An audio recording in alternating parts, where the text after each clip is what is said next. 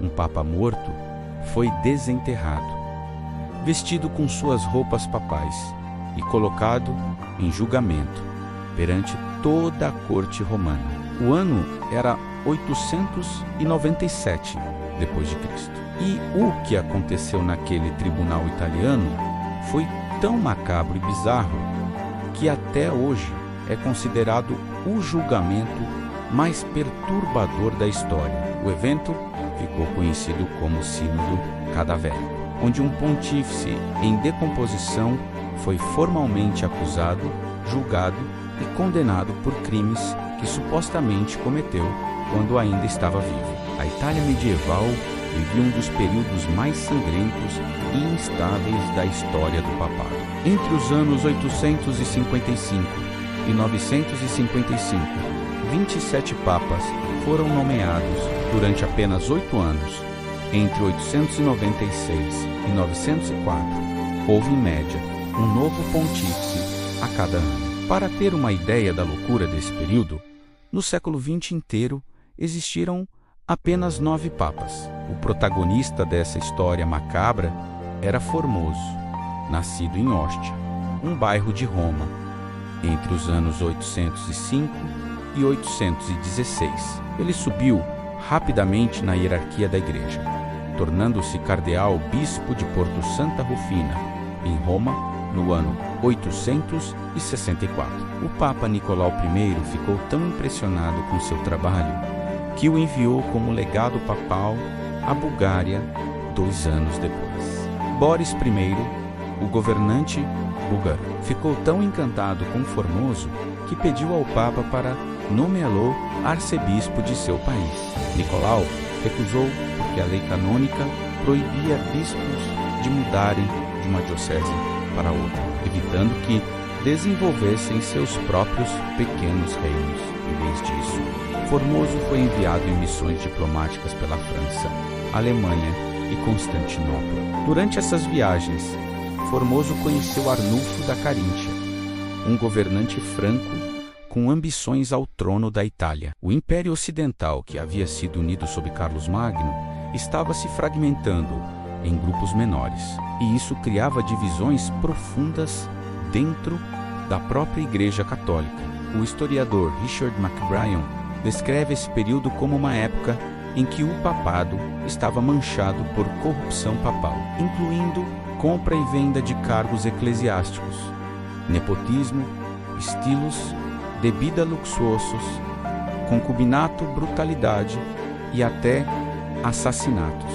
A igreja estava sendo dominada por reis alemães e poderosas famílias romanas. Quando o imperador Luís II da Itália morreu em 875, Carlos Júlio Calvo foi eleito novo imperador pelos nobres. Foi Formoso quem estendeu o convite do Papa João VIII para Carlos assumir a coroa. Ele recebeu as insígnias imperiais em Roma e foi coroado no dia 29 de dezembro. O rival de Luís era seu tio, conhecido como Luís o Germânico, que se opôs à coroação. Os apoiadores de Luís, incluindo o Formoso, temiam represálias políticas e fugiram secretamente de Roma. Formoso se refugiou em Tours, na França. Em abril seguinte, o Papa João convocou um sínodo exigindo que todos os oficiais papais retornassem a Roma. Formoso recusou e foi excomungado. As acusações contra ele incluíam desertar sua diocese, colaborar com o búlgaro Boris para conseguir o arcebispado, opor-se ao novo imperador e conspirar com pessoas questionáveis para destruir a sede papal. Não foi até 2 anos depois, em 878, que sua excomunhão foi suspensa. Formoso teve que prometer nunca mais exercer como sacerdote e ficar longe de Roma. Havia rumores de que ele era candidato ao papado desde 872, então é possível que João VIII o visse como uma ameaça quando o Papa João morreu no final de 882. Os problemas de Formoso chegaram ao fim. O sucessor de João, Papa Marinho I, restaurou Formoso em sua posição de bispo em Porto.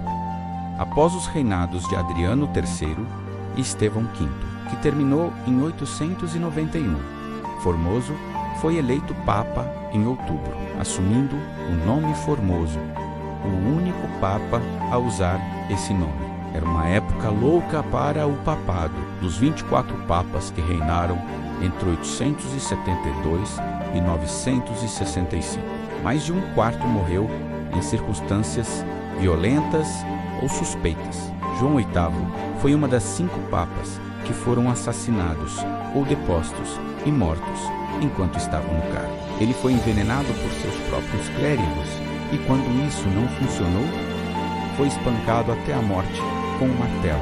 Mais tarde, Estevão VI, Leão V e João X foram todos destituídos e presos.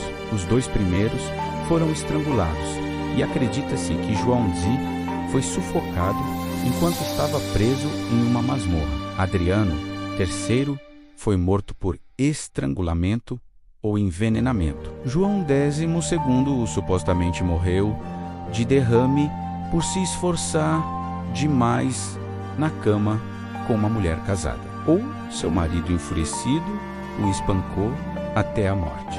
Nessa época, o imperador reinante era Guido III de Spoleto. Sempre no meio de intrigas políticas, Formoso não confiava em Guido e procurou construir apoio contra ele. Contudo, para fortalecer sua posição, em 892, Guido fez Formoso relutantemente coroar seu filho Lomberto como co-imperador. Um ano depois, Arnulfo da Caríntia foi persuadido por Formoso a avançar sobre Roma e libertar a Itália do controle de Guido. A invasão falhou, mas Guido morreu pouco depois, deixando seu jovem filho para governar sob a regência de sua mãe, a Geltrude. No início do ano seguinte, Arnulfo renovou suas tentativas de tomar a Itália e foi coroado por Formoso como sacro, imperador romano, quando cruzou os Alpes e entrou em Roma. Tanto Arnulfo quanto Formoso morreram com poucos meses de diferença em 896. O papado passou para Bonifácio VI, que também morreu apenas 2 semanas após o início de seu reinado. Alguns dizem que foi gota que o matou.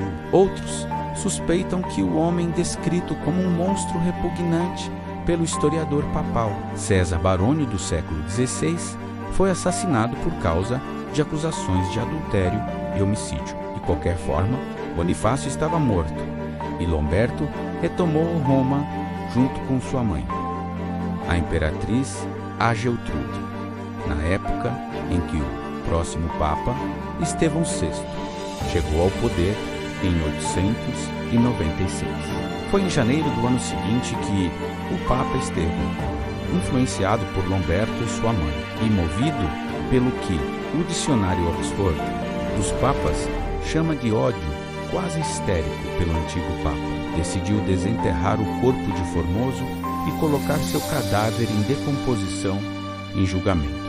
As acusações eram perjúrio, violação dos cânones que proibiam a transferência de bispos e cobiça pelo papado.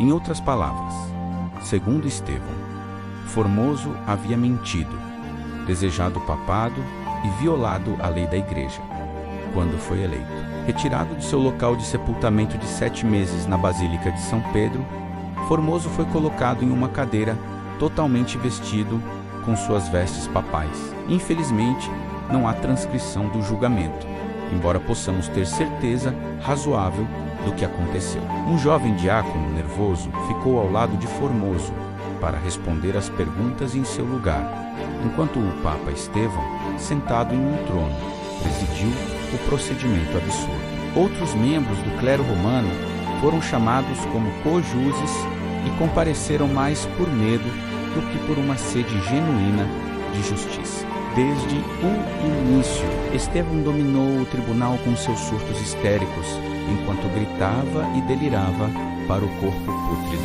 enquanto os espectadores aterrorizados assistiam com incredulidade. Não surpreendentemente, Formoso permaneceu impassivelmente silencioso enquanto os insultos eram lançados. Entre a torrente de maldições abusivas, o pobre diácono só conseguia gaguejar algumas palavras em defesa de Formoso antes que a diatribe de Estevão continuasse. Segundo a história dos papas, um terremoto atingiu no meio do processo, balançando a sala. As próprias pedras, execrando tal monstruosidade, gritaram com sua própria voz, batendo umas contra as outras, preferindo sofrer ruína espontânea a ver a Igreja Romana permanecer deprimida por tamanho escândalo. Mas isso não fez diferença para Estevão. O julgamento continuou e Formoso foi considerado culpado de todas as acusações. Todos os seus atos como Papa foram formalmente invalidados. Os 3 dedos de sua mão direita, que haviam sido usados para dar bênçãos papais, foram cortados. Suas ricas vestes foram retiradas e ele foi enterrado em trapos em uma cova comum. Dentro de pouco tempo, seu corpo foi desenterrado e jogado no rio Tibre. Isso fazia parte da tradição antiga, já que o Tibre havia sido usado para descarte dos corpos dos piores criminosos de Roma por séculos. A decisão de realizar o sínodo cadavérico com um corpo em decomposição de um papa morto causou indignação em Roma. Quando Lomberto teve que deixar Roma para lutar contra o Marquês da Toscana, não demorou muito para Estevão VI ser derrubado e preso. Em algum momento de agosto de 897, ele foi estrangulado. Em novembro de 897, Teodoro II se tornou Papa em um papel que durou apenas 20 dias. Um dos primeiros atos de Teodoro foi anular o sínodo cadavérico, segundo Joseph Brucher, autor do livro Papas através dos séculos. O cadáver de Formoso havia sido levado pela correnteza até a igreja de Santo Antônio, em Porto. Apareceu para um monge e pediu para ser enterrado. Quando o Papa Teodoro soube disso, mandou trazê-lo de volta a Roma para a Basílica de São Pedro em procissão solene. Mais uma vez vestido com as vestes pontificais, o corpo foi colocado diante da Confissão de São Pedro.